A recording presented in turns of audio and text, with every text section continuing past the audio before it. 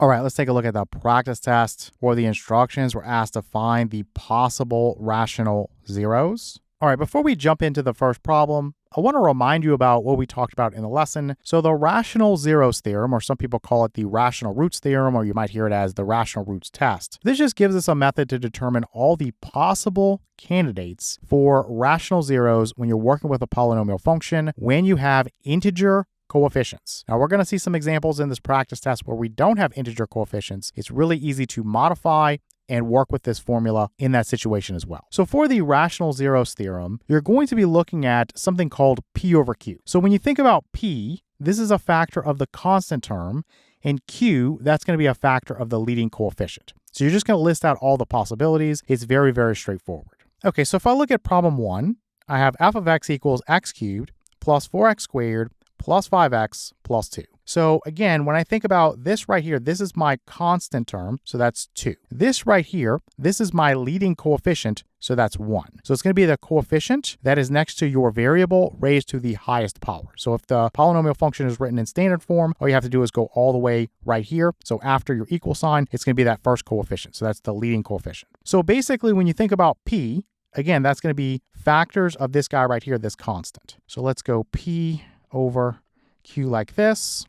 So when I think about 2, what are the factors? Well, you just have 2 and 1. And again, you're going to have positive and negative for each of those. So to shortcut that, let's just go plus or minus 1 and then plus or minus 2. And actually, let me just set this up by doing it this way. Let me say this is for P, and then I'm going to come down here and say this is for Q, and then I'll write P over Q on another side. So for Q, again, that's factors of your leading coefficient. In this case, it's 1, so you just have plus or minus 1. So this one's really straightforward. Again, depending on the problem you're working with, this can get very, very tedious very, very quickly.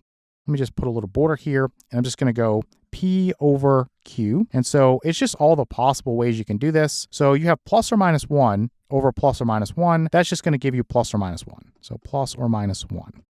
Then when you think about plus or minus 2 over plus or minus 1, that's going to be plus or minus 2. So this right here, if you were asked for all the possible rational zeros, they don't necessarily work. You're just putting up a list of what could potentially work. You have to go through and use synthetic division to actually test and see if they work. We're not doing that here, but these are your candidates for rational zeros. So your P over Q, you have plus or minus 1 and then plus or minus 2. All right, let's take a look at problem 2. So here we have f of x equals x cubed plus 8x squared plus 20x plus 25. So again, we're going to set up P over Q. So P, again, that's factors of your constant term. So here that's going to be 25. So for 25, you're going to have plus or minus 1. Then you're going to have plus or minus 5. And then you're going to have plus or minus 25. Then when we think about Q, that's going to be factors from, again, the leading coefficient. So here, that's going to be 1. So you just have plus or minus 1. So when we set this up, we're going to go P over Q. And again, we're just going through all the possibilities. So you have plus or minus 1 over plus or minus 1. That is plus or minus 1. You have plus or minus 5 over plus or minus 1. That is going to be plus or minus 5. Then you have plus or minus 25 over plus or minus 1. That is plus or minus 25. So again, these are your possible candidates. They don't necessarily work for rational zeros. So your P over Q here, you have plus or minus 1, plus or minus 5, and then plus or minus 25. All right, for problem 3, we have f of x equals 5x cubed plus x squared minus 5x minus 1. So again, when we think about P, these are the factors of the constant term. Here, that's negative 1. You can go plus negative 1 like that to make that crystal clear. And so when you think about negative 1, it's just positive 1 or negative 1. So I'm going to go plus or minus 1. Then for your Q, let me rewrite that. It's going to be factors of your leading coefficient. So in this case, you have 5 as the leading coefficient. So factors of 5, you have plus or minus 1. And then you have plus or minus 5. So if we go P over Q, so possible rational zeros, here P is only plus or minus 1. So we're going to divide that by plus or minus 1, and that would give us plus or minus 1. Then we have plus or minus 1 over plus or minus 5. We're going to write that as plus or minus 1/5. So these are the possible, again, they don't necessarily work, rational zeros. So your P over Q, you have plus or minus 1, and then plus or minus 1/5. All right, for problem 4, we have f of x equals 2x cubed plus 5x squared plus 4x plus 1. So again, when we think about p, that's going to be the factors of the constant term. So here that's 1. So that's just going to be plus or minus 1. And then when we think about q, that's going to be factors from your leading coefficient. So here that's 2. And so that's just plus or minus 1 and then plus or minus 2. So again, p over q. So we're going to say that's plus or minus 1 over plus or minus 1. That's plus or minus 1. Then we're going to have plus or minus 1 over plus or minus 2. That's going to be plus or minus 1 over 2, or plus or minus 1/2. So the possible rational zeros here, you have your p over q, you have plus or minus 1, and then you have plus or minus 1/2. All right, for problem 5, we have f of x equals 2x cubed minus 10x squared plus 15x minus 9. So we have our p. That's going to be the factors of this constant here. So again, you can go plus negative there to say it's negative 9. And so for negative 9, you're going to have plus or minus 1, plus or minus 3, and then plus or minus 9. And then for q, that's going to be factors of this leading coefficient, which is 2. So that's going to be plus or minus 1, and then plus or minus 2. So this one's going to be a lot longer. So let's just go ahead and say we have p over q. So we're just going to take this one and go over this one, and then we'll just move down. So plus or minus 1 over plus or minus 1, that is plus or minus 1. Then you have plus or minus 1 over plus or minus 2, that is plus or minus 1/2. Then we're going to have this one. So we're on plus or minus 3 over plus or minus 1, that is plus or minus 3. Then you have plus or minus 3 over plus or minus 2, that is plus or minus 3/2. Then I'm going to just continue this down here. We have our plus or minus 9 over plus or minus 1, that is plus or minus 9. Then lastly, we have plus or minus 9 over plus or minus 2, that is plus or minus 9/2. So these are all your possible rational zeros. All right, for problem 6, we have f of x equals x cubed minus 10x squared minus 36x minus 24. So this one will be a little bit longer. Let me go plus negative here. So I'm going to say that the constant term here is negative 24. So let's put p, again, the factors of the constant term. So I would just start with plus or minus 1 and then just keep going up. So you can use plus or minus 2. And then if you think about 24, forget about the fact that's negative. 24 divided by 3 is 8. So you can go plus or minus 3, and then it's divisible by 4, so plus or minus 4. And then not divisible by 5, divisible by 6, so plus or minus 6. You can skip 7, it's divisible by 8, so plus or minus 8. Skip 9, skip 10, skip 11, and then we're going to have plus or minus 12, and then we're going to go all the way to plus or minus 24. Okay, so that's all the factors of negative 24. When you think about q, again, it's the factors of this leading coefficient. So in this case, this is 1, so you're just going to get plus or minus 1. Well, this is actually not that bad here because basically when you think about p over q, so p over q, it's just going to be this right here. Because if I go plus or minus 1 over plus or minus 1, I'm getting plus or minus 1. If I go plus or minus 2 over plus or minus 1, I'm getting plus or minus 2. In other words, if I take a number and I divide it by 1, I just get the number back. If I divide it by negative 1, I get the opposite of the number.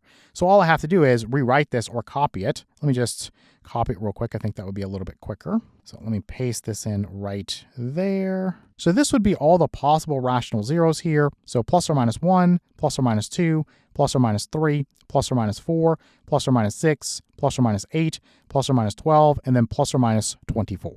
All right, for problem 7, we have f of x equals 2x cubed plus 3x squared minus 1. So let's think about, again, p. That's going to be factors of your constant. You can go plus negative 1 here. So the constant term is negative 1. So basically the factors of negative 1 would just be plus or minus 1. Then for q, again, that's going to be the factors of the leading coefficient. In this case, that's 2. So you have plus or minus 1 and then plus or minus 2. Let me put a little border here. So if you want p over q, so you're going to take plus or minus 1 over plus or minus 1.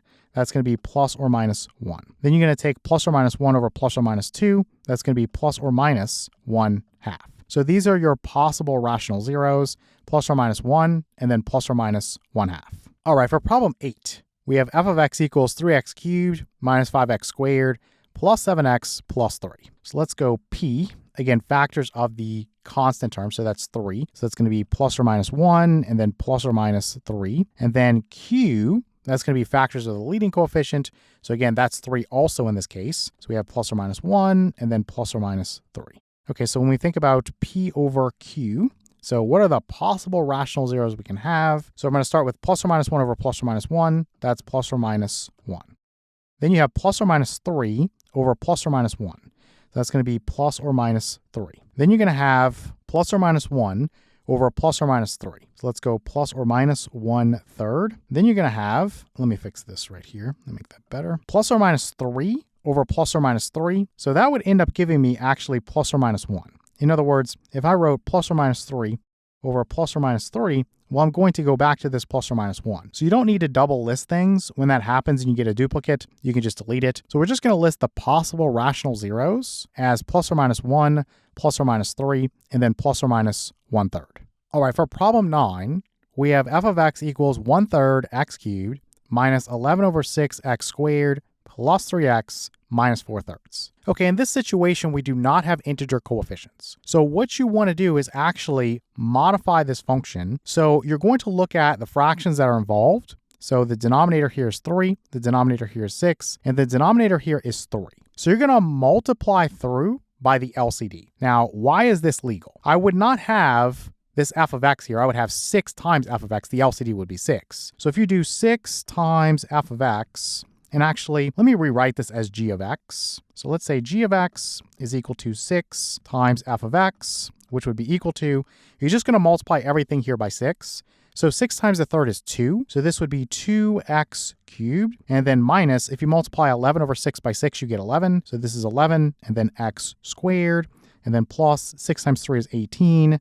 And then x, and then minus 6 times 4/3. 6 divided by 3 is 2. 2 times 4 is 8. So this right here, again, is 6 times your f of x. But it's going to have the same zeros. The reason it has the same zeros is that if you're trying to find the zeros for your function, what you're going to end up doing is saying that this right here is 0 is equal to 1/3 x cubed minus 11 over 6 times x squared plus 3x minus 4/3. Well, you can legally multiply both sides by 6. This would still be 0 if I did that, because 0 times 6 is still 0. So you would have 0 is equal to, you would have, again, this 2x cubed, and then minus 11x squared, and then plus 18x, and then minus 8. So it's going to have the same zeros. So you're able to use the rational roots theorem just by doing this little technique, because again, the zeros would be the same. So that's all you're looking for. Just to prove this to you, I've done a little graph here, and I'll give you a link for this on Desmos if you want to play around with it. But the guy in red, that's your f of x equals 1/3 x cubed minus 11 over 6 x squared plus 3x minus 4/3. Then the guy in green, that's going to be your g of x. So again, that's 6 times f of x. Again, that's giving me a vertical stretch by a factor of 6. So this is going to be 2x cubed minus 11x squared plus 18x minus 8. Now I went ahead and wrote the zeros out. So you can see that you're going to have one right here. So right there, that's a common point. Then you're going to have one right there. And then you're going to have one right there. So all the zeros are the same. Again, the graphs are not the same and they're not the same function, but the zeros are the same. So you're going to have one at 2. So that one right there. You're going to have one at 7 plus the square root of 17 over 4. So that's going to be this one right there. That's about, let's say 2.78 if you approximate it. And then you're going to have one right here, which is 7 minus the square root of 17 over 4. And that's about, let's say 0.72. Okay, so let's come back up here. And I'm going to say that for my p, I'm looking for, again, factors of this constant term. So in this case, that's -8. So factors of -8, you have plus or minus 1, you have plus or minus 2, plus or minus 4, and then plus or minus 8. Then let's think about q. So for q, again, it's factors of the leading coefficient. In this case, that's 2. So you have plus or minus 1 and then plus or minus 2. Okay, let me put a border here. So I'm going to go p over q. So we're going to start with this one. Let me just highlight this so we keep track of this. So this one, I'm going to go over this one. So plus or minus 1 over plus or minus 1, that's plus or minus 1. Let me fix this plus sign here. Then you have plus or minus 1 over plus or minus 2. That's going to be plus or minus 1/2. Now let me erase this highlighting here. And let me slide down so we can keep track of this. So we have plus or minus 2 over plus or minus 1. So that's going to be plus or minus 2. Then we're going to have plus or minus 2 over plus or minus 2. So that would actually give me plus or minus 1, because again, this is what you're doing. You're going plus or minus 2 over plus or minus 2. That's going to give me plus or minus 1, which we already have. So that's a duplicate, so you don't have to write it. So now we're going to move on to the next one. Let me undo the highlighting there. Let me put the 2 back in. And we're going to go to plus or minus 4. So plus or minus 4 over plus or minus 1, that is plus or minus 4. And then you have plus or minus 4 over plus or minus 2. that's plus or minus 2. Again, we already have that, so you don't have to list it again. So let's go down here and go to plus or minus 8. So plus or minus 8 over plus or minus 1, that is plus or minus 8. And then plus or minus 8 over plus or minus 2, that is going to be, again, plus or minus 4, which we already have. So you can get rid of this comma here, and maybe I can just fit this up here. Let's put this plus or minus 8 like that. So again, we looked at where the zeros were. We saw that 2 was a 0, so it's in that list right there. The other guys that we found were not rational zeros. You had that 7 plus the square root of 17 over 4, and then 7 minus the square root of 17 over 4. Those are not rational zeros. So these are your potential or possible rational zeros. You have plus or minus 1, plus or minus 1/2, plus or minus 2, plus or minus 4, and then plus or minus 8. All right, for problem 10, we have f of x equals 2x cubed minus 1/2 x squared minus 2x plus 1/2. All right, so again, in this situation, we do not have all integer coefficients, so you could just multiply through by the LCD. So you have a denominator of 2 and a denominator of 2. So let's say that g of x is equal to 2 times f of x. So this would be 2 times 2x cubed would be 4x cubed. And then minus 2 times 1/2 is 1. So this would just be x squared. And then minus 2 times 2x would be 4x. And then plus 2 times 1/2 is 1. So again, the zeros here would be the same as the zeros here. We are changing the function. This is 2 times f of x, but it will have the same zeros. If we look at the graph, I know this is hard to see, but this guy in red, this is f of x equals 2x cubed minus 1/2 x squared minus 2x plus 1/2. Then your g of x, the guy in green, this is going to be 4x cubed minus x squared minus 4x plus 1. So if you look at where the zeros are, well, you can see that you have 1 right here. That's going to be at -1. You're going to have 1 right here. This is going to be at 0.25 or a fourth. And then 1 right here, which is going to be at 1. So they have the same zeros. They're not the same function. The g of x is 2 times f of x, so it's vertically stretched by a factor of 2. And you can see that here. But it does have the same zeros. So let's go back. So let's think about the p here.